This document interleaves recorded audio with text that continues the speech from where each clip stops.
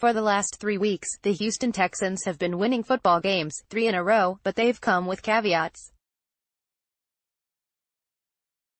Against the Colts, it was Frank Reich's going for it on a risky 4th down in his own territory in overtime that opened the door for a Texans win. Against the Cowboys, it was Jason Garrett's choosing to punt in Texans territory in overtime doing the same.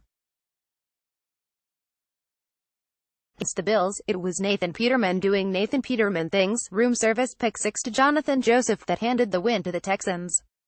Yeah, the Texans had climbed out of an 0-3 hole on the season to even their record at 3-3, but the wins didn't inspire confidence in fans nor media. Well, finally, on Sunday, Texan fans got a win that they should be happy with, a 20-7 grinded-out, workmanlike victory over the Jaguars in Jacksonville to seize sole possession of first place in the AFC South. Indeed, the Texans are now 4-3, and suddenly riding a wave of momentum with Brock Osweiler coming to town this coming Thursday night at NRG Stadium. The ultimate magnitude of each win is often determined by what transpires in the subsequent weeks following the win. If the Texans finish the season 6-10, and/or the Jags wind up becoming the Jags of pre-2017 again, then Sunday's win won't feel quite as big retroactively as it does right now. However, in the moment on Sunday, considering the Texans were underdogs, considering that the Jags outscored the Texans 74-14 last season, considering Bill O'Brien's sketchy approval rating, and considering Deshaun Watson took a goddamn bus to Jacksonville because his bruised lung couldn't handle the altitude of a flight, well, hell, this feels like it's in the conversation for O'Brien's biggest win as Texans head coach. Let's examine some winners and losers from Sunday's game, and the weekend at large. WINNERS 4. Brad Seeley. While the hand-wringing will continue over the Texans' offense looking a lot more like the ones Brian Hoyer skippered in 2015 than the ones that Deshaun Watson led in 6 games last season, there are parts of this team that are considerably better than they've been at any time during O'Brien's tenure as head coach. Chief among those improved areas are the Brad Seeley's special teams units. It's quite a liberating feeling when, with the Texans punting, you're not concerned about a 25-yard return putting the opposition in Texans territory every time. And I really don't miss Eddie Pleasant's weekly holding penalties. The coverage units for this team are legit. The two specialists, Trevor Daniel and Kaimi Fairburn, continue to gain confidence, and both have been weapons during this 4-game surge. It took 4 seasons, but O'Brien appears to have finally fixed special teams. A new general manager helps, too. 3. Andre Hale. It was awesome when Andre Hale announced to the media a few weeks ago that he was cancer-free, having beaten Hodgkin's lymphoma via holistic methods, and eschewing the more debilitating chemotherapy treatments that some choose. The goal was simple. Andre Hale wanted to beat cancer and return to play football. Not in 2 seasons, not next season. Hale wanted to play this season. On Saturday, the Texans activated Andre Hale, and on Sunday, he was in the starting lineup. The box score says Andre Hale finished with just 1 solo tackle, but his appearance in that game was about so much more than that. It's great to have Andre Hale back on this team. 2. Greyhound. So just minutes before kickoff on Sunday, a story surfaced on Twitter, reported by The Athletic's Jay Glazer, and I would include the tweet, but Glazer, for some reason, has blocked me on Twitter, that Deshaun Watson had taken a 12-hour bus ride to Jacksonville, due to the potential complications that flying could cause with his reportedly bruised lung. It sounds like Watson was in one of those plush, private buses, with all the bells and whistles, including a large television to study film. It's much more fun, though, to picture Watson having to take Greyhound for 12 hours, and sitting down next to some unkempt, overly talkative tourist making small talk and asking him, "So, what do you do?" In all seriousness, while Watson's stats in this game were very pedestrian, 12 24ths for 139 yards and a touchdown pass, I feel like he took a big step forward in his maturation, protecting the football and protecting his body from big hits. Kudos to the offensive line, who had arguably their best game of the season, paving the way for 100 yards rushing from Lamar Miller, and holding Jacksonville's defense to 1 sack. 1. Jadeveon Clowney. Yes, Jacksonville had 1 sack as a team, which is half of Clowney's output for the afternoon.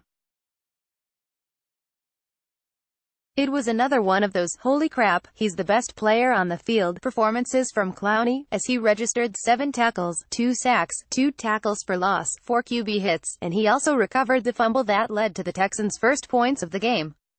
Clowney is playing like someone seeking a $100 million contract extension, and more importantly, Whitney Mercilus had his best game of the season, 4 tackles, a sack, a couple forced fumbles, meaning we are finally seeing the three-headed monster of Clowney, Mercilus, what that we'd all envisioned 4 seasons ago, when Clowney was drafted. Losers 4. Titan Nation. 3 weeks ago, Tennessee Titans head coach, and former Texans defensive coordinator, Mike Vrabel was the toast of the league, having upset the defending Super Bowl champion Philadelphia Eagles to move to 3-1 on the season. Now, 3 weeks later, it turns out that beating the Eagles isn't that big a deal. They're 3-4 on the season, and Vrabel's last 3 weeks have seen the Titans lose to the Bills, get shut out by the Ravens, and on Sunday in London, Vrabel's decision to try a 2-point conversion for the win over the Chargers backfired when Marcus Mariota sailed a pass out the back of the end zone. The Titans are now 3-4, and scare exactly nobody. Life comes at you pretty fast. 3. Chris Sale. Shifting gears to non-football losers for a moment. First, Red Sox starting pitcher Chris Sale, who was declared ill during the ALCS, to where he missed the Game 5 start against the Astros. Unfortunately, for the Astros, who were mowed down by an unconscious David Price. As it turns out, here was what caused Sale's illness. Chris Sale says he's feeling better. Asked what caused the stomach illness, he said, "I had irritation from a belly button ring. Constantly taking it in and out caused irritation. Doctors and nurses at MGH were awesome. Things happen. You handle them and keep moving forward." Jason Mastrodonato, at Jew Mastrodonato, October 20, 2018. So, if you're keeping score at home, Sale has now been the guy who rebelled against his former team, the White Sox, choosing to ban a 12-year-old son of a teammate from the clubhouse. He's been the guy who used scissors to destroy throwback uniforms he didn't want to wear, and now he's the guy who missed an ALCS start with a belly button ring issue. True pro. 2. Rajon Rondo. Speaking of true pros, Rajon Rondo is a professional disease, plain and simple. In Saturday night's Rockets win over the Lakers, Rondo, Chris Paul, and Brandon Ingram were all ejected for fighting. Part of the dust-up was caused, according to Paul, by Rondo spitting on Paul. Some people didn't believe Paul's assertion, as if Rondo isn't enough of a loon to spit on somebody, but the video below pretty much proves it. The suspensions for the incident went as follows: Ingram 4 games, Rondo 3 games, Paul 2 games. 3 games for spitting on someone feels about 15 games shy of what it should be. 1. Bortles believers. Blake Bortles, 6/12 for 61 yards, 2 fumbles, was abjectly terrible on Sunday, and that was a gigantic reason the Jaguars lost the game. When you're being replaced by Cody Kessler because Kessler is viewed as a possible spark, your lot in the NFL is pretty dire. However, the self-inflicted, long-term damage the Jaguars have caused by choosing to ride with Bortles goes so far beyond Sunday's game.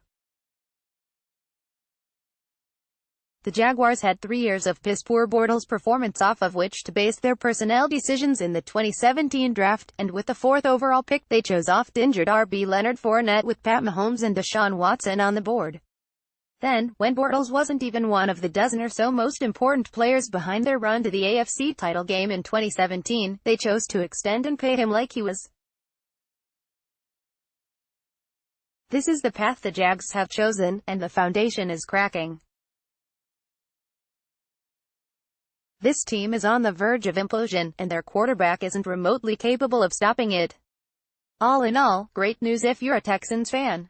Listen to Sean Pendergast on Sports Radio 610 from 2 to 6 p.m. weekdays. Also, follow him on Twitter at http://twitter.com/cpendergast and like him on Facebook at https://www.facebook.com/cpendergast.